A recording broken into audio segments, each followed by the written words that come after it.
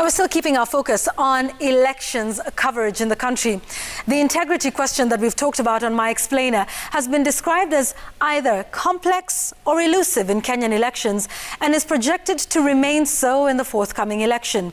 Implementation of the principles and values contained in Chapter 6 of the Constitution of Kenya 2010 is considered a cause that was long lost.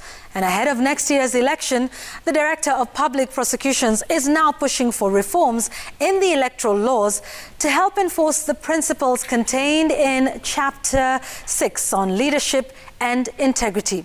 Alpha Slagat now reports.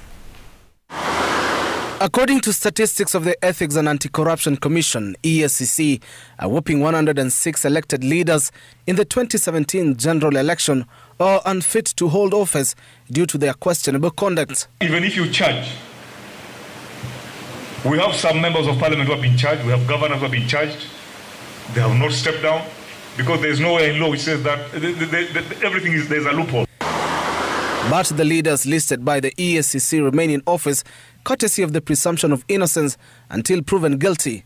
And these, according to the EACC and the DPP, places obstacles in the way of the implementation of constitutional provisions on leadership and integrity. There are loopholes. So, for example, the vetting procedures are not very elaborate in terms of who do we bar from the office. So, for example, individuals who have cases in court, should they be allowed to vie before they have cleared themselves in court? That is not clear. In a recent case, recent Member of Parliament John Waluke was found guilty of fraudulently obtaining public funds amounting to 297 million shillings.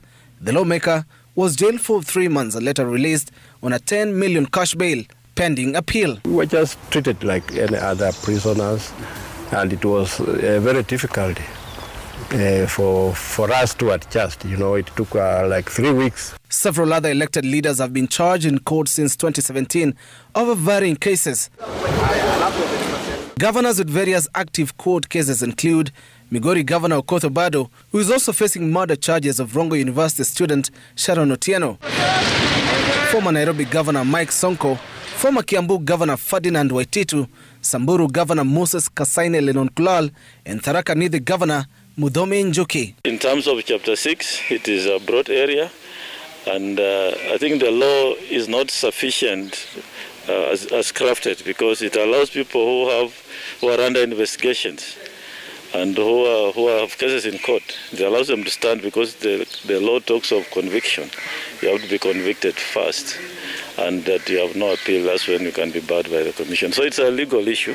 The leaders will be racing against time to clear their names should they decide to run for office in different capacities in 2022. We are working with the other agencies. Like I could have said, the DCI normally comes in. If you don't have a certificate of clearance from the DCI, we cannot clear you. A year to the next general elections, the DPP is calling for re-examination of the current electoral laws to deal with questions of ethics and integrity. We should be able to look at and intervene in some of the malpractices that are made, especially in preparation to the coming of an election. And this is what I was saying, that a lot of the laws that we have tend to look at offences during elections and maybe after that. Haji is now pushing for the electoral laws governing elections to be refined further to include conduct before general elections to curb all forms of poll-related offences touching on integrity. The DPP further proposes the formation of a vetting board to assess suitability of election aspirants. It would have been better if it is captured and anchored very well in the Constitution, so that there is no lacuna.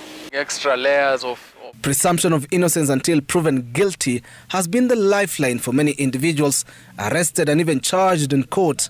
Bobby Mkangi, one of the architects of the 2010 Constitution, reiterates the principle is key to safeguarding rights of individuals who may be wrongly accused. If we go the direction where we say once you are mentioned, once charged or arrested for something to do with corruption, then you are disqualified. I can see that being used as a weapon to ensure that so many people do not appear on ballot papers. His position reiterated by clergyman Bishop David Dagana, Secretary General of Indigenous Churches of Kenya. The systems are in place, but they don't seem to be functioning.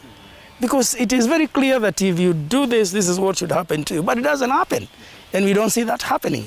So we do our part as the conscience of the nation, we as the clergy, to speak on those issues.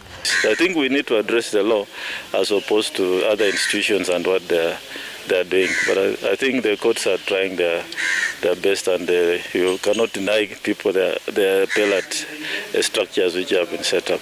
Next year's general elections will see the IEBC, ESCC, DPP and DCI go on trial again on the contentious question on leadership and integrity. At least all these institutions are perceived to have performed dismally previously.